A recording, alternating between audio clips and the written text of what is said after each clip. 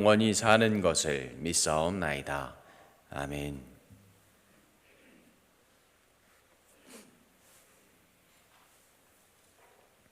오늘 함께 나누실 하나님의 말씀은 히브리서 11장 17절부터 31절까지의 말씀입니다. 히브리서 11장 17절부터 31절까지의 말씀입니다. 하나님의 말씀을 함께 읽도록 하겠습니다. 아브라함은 시험을 받을 때에 믿음으로 이삭을 드렸으니 그는 약속들을 받은 자로 돼 그 외아들을 드렸느니라. 그에게 이미 말씀하시기를 내 자손이라 칭할 자는 이삭으로 말미암으리라 하셨으니 그가 하나님이 능히 이삭을 죽은 자 가운데서 다시 살리실 줄로 생각한지라. 비유컨대 그를 죽은 자 가운데서 도로 받은 것이니라. 믿음으로 이삭은 장차 있을 일에 대하여 야곱과 에서에게 축복하였으며 믿음으로 야곱은 죽을 때에 요셉의 각 아들에게 축복하고 그 지팡이의 머리에 의지하여 경배하였으며 믿음으로 요셉은 임종시에 이스라엘 자손들이 떠날 것을 말하고 또 자기 뼈를 위하여 명하였으며 믿음으로 모세가 났을 때에 그 부모가 아름다운 아임을 보고 석 달 동안 숨겨 왕의 명령을 무서워하지 아니하였으며 믿음으로 모세는 장성하여 바로의 공주의 아들이라 칭함받기를 거절하고 도리어 하나님의 백성과 함께 고난받기를 잠시 죄악을 낙을 누리는 것보다 더 좋아하고 그리스도를 위하여 받는 수모를 애굽의 모든 보화보다 더 큰 재물로 여겼으니 이는 상 주심을 바라봄이라. 믿음으로 애굽을 떠나 왕의 노함을 무서워하지 아니하고 곧 보이지 아니하는 자를 보는 것 같이 하여 참았으며 믿음으로 유월절과 피 뿌리는 예식을 정하였으니 이는 장차를 멸하는 자로 그들을 건드리지 않게 하려 한 것이며 믿음으로 그들은 홍해를 육지같이 건넜으나 애굽 사람들은 이것을 시험하다가 빠져 죽었으며 믿음으로 7일 동안 여리고를 도니 성이 무너졌으며 믿음으로 기생 라합은 정탐꾼을 평안히 영접하였으므로 순종하지 아니한 자와 함께 멸망하지 아니하였도다. 아멘. 하나님의 은혜와 사랑이 이 이른 새벽 주님과 함께하길 간절히 소망하는 성도님들에게 가득하시길 간절히 소망합니다. 오늘 말씀의 시작은 하나님께서 주셨던 그 약속의 자손 아브라함에게 가장 소중하게 여겼던 아브라함이 가장 소중하게 여겼던 그 약속의 자녀를 원하시는 하나님의 말씀으로 시작을 합니다. 아브라함을 시험하시는 그 장면으로 시작합니다.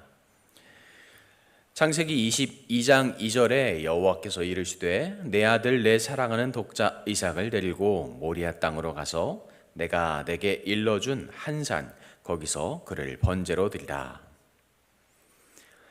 하나님은 아브라함에게 아들 주실 것을 약속하셨습니다. 그리고 이삭을 주셨죠.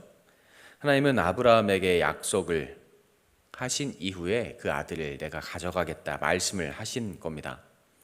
자신에게 자녀가 없었던 아브라함에게 자신이 기르고 있었던 엘리에셀을 상속자로 삼으려 할 때 하나님께서 이렇게 말씀을 하십니다.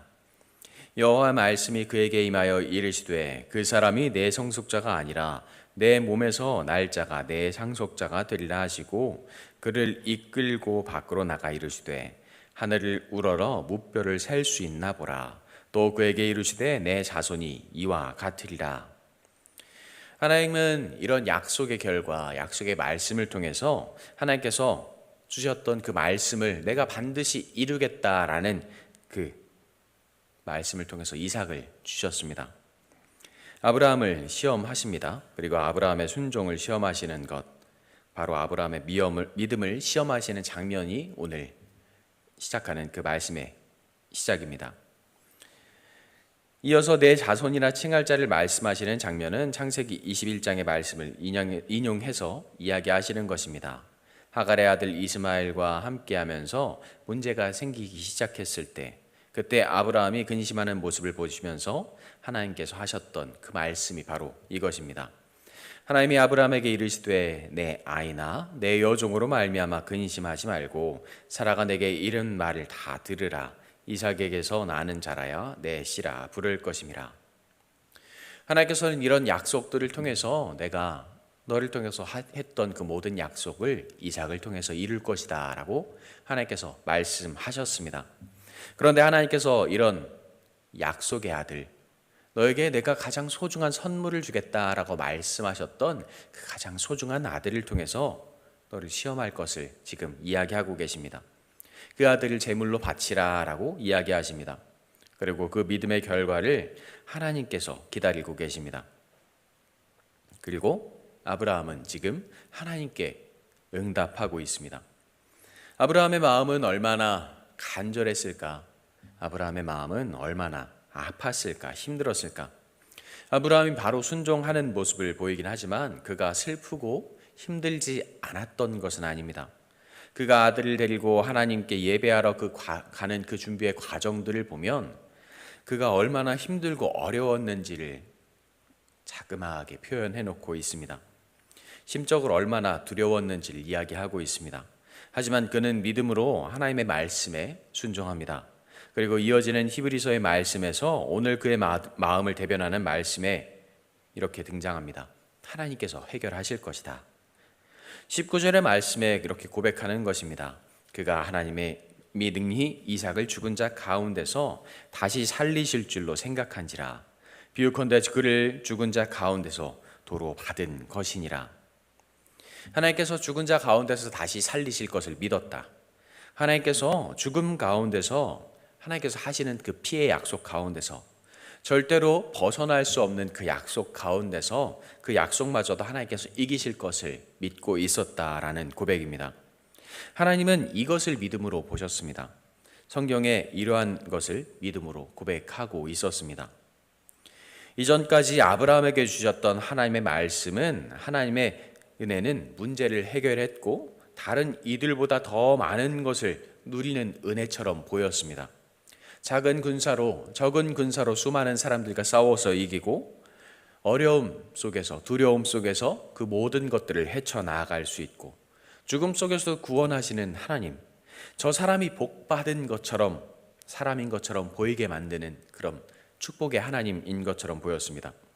또한 하나님께서는 아브라함에게 많은 복을 약속하셨기에 수많은 사람들이 아브라함을 바라보면 나도 저처럼 되고 싶다라는 생각을 하게 되었을 것입니다. 사람들이 너를 복의 근원으로 여길 것이다. 아브라함에게 주셨던 이 축복의 말씀이, 사랑의 말씀이, 아니 다른 사람들은 단지 그 말씀 하나만을 바라보고 있었던 것입니다. 창세기 12장 1절과 2절에 이렇게 고백을 합니다. 여호와께서 아브라함에게 이르시되 너는 너의 고향과 친척과 아버지의 집을 떠나 내가 내게 보여줄 땅으로 가라. 내가 너로 큰 민족을 이루고 내게 복을 주어 내 이름을 창대하게 하리니 너는 복이 될지라. 하나님을 믿는 믿음으로 사는 삶은 복된 삶이다 생각할 때가 많이 있습니다. 믿음을 성공의 수단으로 여기는 경우가 많이 있습니다. 창세기를 읽었을 때 이 말씀들 너는 복의 근원이 될지라 라고 고백을 하지만 네가 가지고 있었던 그 모든 것들을 포기하고 나만 의지했을 때, 나만 바라보았을 때 네가 복의 근원이 될 것이다. 네가 이렇게 사랑받았음을 알게 될 것이다 라는 하나님의 말씀이셨습니다. 주님의 제자들 역시 주님과 함께하면 내가 이런 복을 받을 것을, 내가 이런 축복을 받고 행복하게 살아갈 것을 기대했던 것 같습니다. 주님의 제자들의 어머니가 하는 이야기입니다. 마태복음 20장에 그때의 세베대 아들의 어머니가 그 아들들을 데리고 예수께 와서 절하며 무엇을 구하니 예수께 이르시되 무엇을 원하노냐 이르되 나의 이 두 아들을 주의 나라에서 하나는 주의 우편에 하나는 주의 좌편에 앉게 명하소서. 부모의 마음일지 모르겠습니다. 하지만 제자들의 마음 역시 이와 비슷했다라는 생각이 들 때가 많이 있습니다. 제자들은 수천 명의 무리와 함께 다니면서 주님을 따라다니는 그 수만 명의 사람들과 함께 다니면서 내가 주님과 가장 가까이 있다. 내가 주님께 가장 사랑받고 있다. 내가 주님과 가장 가까이서 동행하는 자다. 내가 나중에 주님의 나라가 이루었을 때 주님의 좌편에, 주님의 우편에 앉을 수 있다라는 그런 믿음을 가지고, 그런 확신을 가지고 살아갔던 것 같습니다. 그 즐거움이 주님을 따르고 있을 때 그들의 마음속에 가득했을지 모르겠습니다. 하지만 하나님은 믿음을 보시고 그들의 마음을 보시고 기다리고 계셨습니다. 19절에 능히 죽은 자 가운데서 다시 살리실 것을 생각하고 믿었다라는 고백이 나오는 이유가 바로 그것입니다. 도저히 따를 수 없는 하나님의 명령에 순종하는 것, 그 이유가 무엇인지 이야기합니다. 하나님께서 이삭을 죽은 자 가운데서 다시 살리실 것을 믿는 믿음, 온전히 내가 하나님만 의지하겠습니다. 내가 다른 것을 바라보지 않고 하나님만 가장 사랑하겠습니다 라는 그 믿음을 하나님께서는 지켜보고 계십니다. 믿음이란 하나님을 전적으로 의지하는 것을 말합니다. 사람은 누구나 어떤 어려움이 다가오면, 어떤 문제를 해결할 때 그 어려움을 벗어날 출구를 찾아 돌아다닙니다. 그러나 믿음은 그 모든 상황 속에서, 두려움 속에서 하나님께 그 모든 어려움들을 고백하고 하나님께 그 두려움을 의뢰하고 하나님을 의지하게 만듭니다. 그리고 그 안에서 역사하시는 하나님의 사랑과 은혜를 고백하게 만듭니다. 시편 37편에 이렇게 고백을 합니다. 여호와를 의뢰하고 선을 행하라. 땅에 머무르는 동안 그의 성실을 먹을거리로 삼을지어다. 또 여호와를 기뻐하라. 그가 내 마음의 소원을 내게 이루어 주시리로다. 내 길을 여호와께 맡기라. 그를 의지하면 그가 이루시고 내 의를 빛같이 나타내시며 내 공의를 정오의 빛같이 하실로다. 하나님께 의지하고 이 세상을 살아가는 동안 하나님의 마음에 맞는 삶을 살아가는 것, 또한 하나님과 함께하는 삶을 살아가면서 여호와를 기뻐하는 것, 하나님과 함께하는 삶이 얼마나 행복하고 기쁜 것인지 고백하는 것, 하나님을 온전히 의지하는 것, 그의 삶에 역사하시는 하나님의 은혜를 경험하면서 우리의 삶을 통해서 보이시는 하나님의 사랑을 나의 이웃들에게 보이고 우리의 삶이 그들에게 빛과 같은 은혜로 전해질 수 있는 것, 하나님은 그러한 삶에서 역사하시는 분임을 시편은 고백합니다. 이러한 삶을 살아가는 것은 성경은 한 구절 한 구절을 통해서 우리에게 보여줍니다. 믿음으로 이삭은 장차 있을 일에 대하여 야곱과 에서에게 축복하였으며, 믿음의 시작은 항상 믿음으로 시작합니다. 믿음이란 어떤 것을 믿을 것인지, 믿음은 어떤 믿음인지 오늘 말씀은 꾸준히 이야기하고 있습니다. 이삭이 야곱과 에서와 야곱 두 아들에게 축복하는 장면이 등장합니다. 이삭은 나이가 들어 이제 눈이 어두워지고 구분하기 어려웠지만 아버지로서 누가 에서이고 야곱인지 분명히 알고 있었습니다. 이삭은 에서를 장자로 인정하고 그를 세우고 싶어 했지만 그 앞에 서 있는 것은 바로 야곱이었습니다. 장자를 위해 축복하기 위해서 그가 마음속으로 기도하고 준비하고 있었을 것입니다. 그런데 그의 눈앞에 선 것은 에서가 아니라 야곱입니다. 이삭은 야곱을 보면서 욕심을 부린다라고 생각하며 그의 머리에 손을 얹고 그를 저주할 수도 있었을 것입니다. 하지만 이 아이를 보낸 하나님의 뜻을 생각하면서 그를 위해 기도하기 시작합니다. 그래서 오늘 말씀은 야곱과 에서라고 이야기하면서 하나님께서 보내실 것이라 믿고 기도하는 이삭의 믿음을 강조합니다. 인간적으로 더 사랑하는 자와 하나님께서 세우시길 바라는 자, 그 사람을 구분하는 눈을 이삭은 가지고 있었습니다. 그것을 하나님의 뜻임을 알고 하나님께서 생각하시고 계획하시는 일에 내가 그 말씀에 순종해야 함을 이삭은 알고 있었습니다. 또한 요셉은 자신이 가장 성공한 자리, 자신이 가장 높아진 자리에서 떠날 것을 자신의 자손들에게 이야기합니다. 또 자신이 있는 가장 인정받을 수 있는 곳에서 머무는 것이 아니라 하나님께서 명령하신 것에 온전히 순종할 수 있는 것을 가르쳤고 알려주고 있습니다. 또한 그 모든 것을 버리고 나도 하나님께 순종할 것을 이야기합니다. 그리고 요셉은 그 마음을 가르칩니다. 나의 눈으로 세상을 바라보고 나의 삶을 계획하고 살아가는 것이 아니라 하나님의 시선으로, 하나님의 마음으로 나의 삶을 그리고 세상을 바라보는 것을 요셉은 가르치고 있습니다. 또한 모세의 이야기를 통해서 하나님께서 두려움 속에서 지키실 것이라는 그 믿음과 해결할 것이라는 그 믿음을 다시 한번 강조합니다. 또한 약속된 성공을 위해 살아가는 것이 아니라 세상에서 인정받는 삶을 살아가는 것이 아니라 하나님의 명령에 순종하고 따라가는 삶을 살아가야 함을 알려줍니다.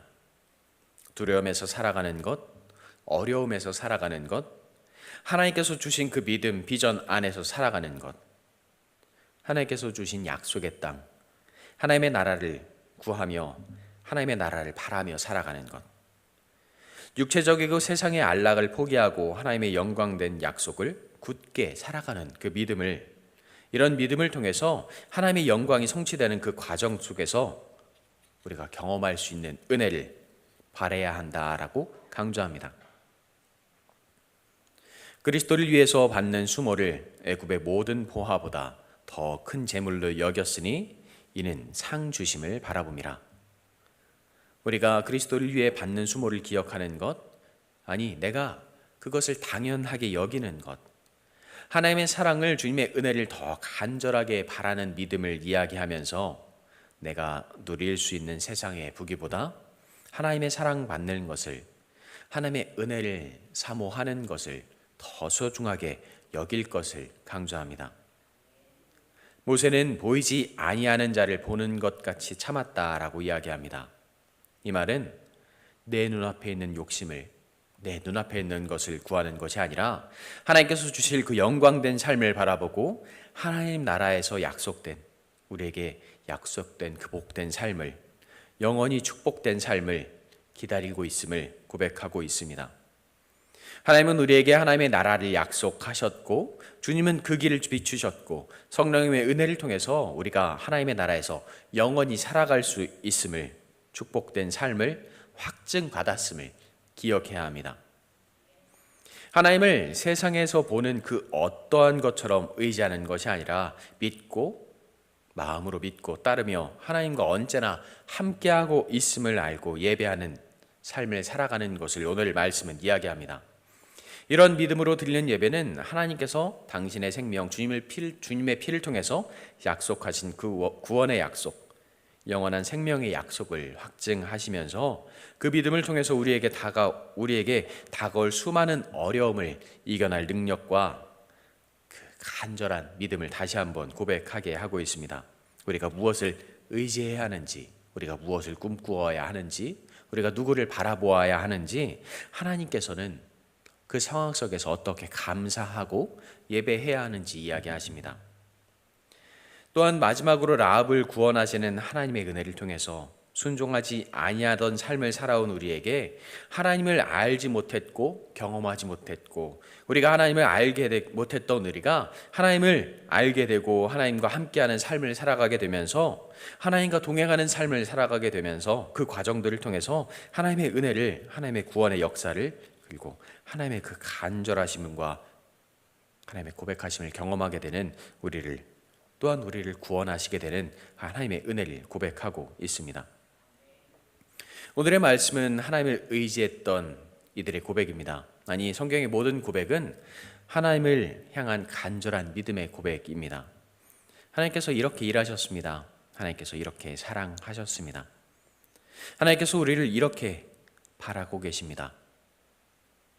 하나님께서 우리를 이렇게 기다리고 계십니다.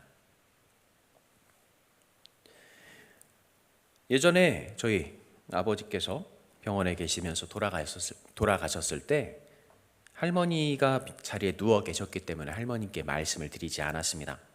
말씀을 드리지 않았던 가장 큰 이유는 저희 작은아버지께서 그보다 한 20여 년 전에 먼저 돌아가셨기 때문입니다.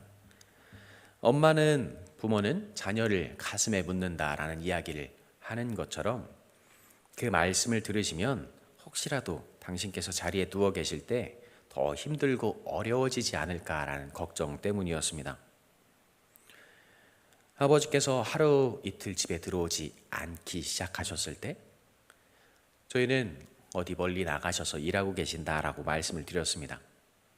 그리고 아버지께서 돌아가시고 그 모든 장례를 치르고 집에 들어갔을 때 할머니께서는 그 상황을 눈치를 채셨던 것 같습니다. 아니, 기도를 하셨기 때문에 아마 그런 마음을 주셨던 것 같습니다. 모든 장례를 치르고 화장터에서 마무리를 하고 집에 들어가서 그날 저녁 하루 이틀 저녁이 지난 후에 할머니께서 그런 말씀을 저에게 하셨습니다. 오늘 꿈을 꾸었는데 저희 아버지와 작은아버지의 이름을 말씀을 하시면서 주님께서 오른쪽에는 누구의 손을 잡고 왼쪽에는 누구의 손을 잡고 나에게 오셨더라. 그리고 너무 걱정하지 말아라 라고 말씀을 하셨다라고 이야기를 하셨습니다. 아마 그 두 분은 주님을 온전히 영접하지 못했고 기도 세례는 받으셨지만 하나님의 마음을 온전히 알지는 못했을 것입니다.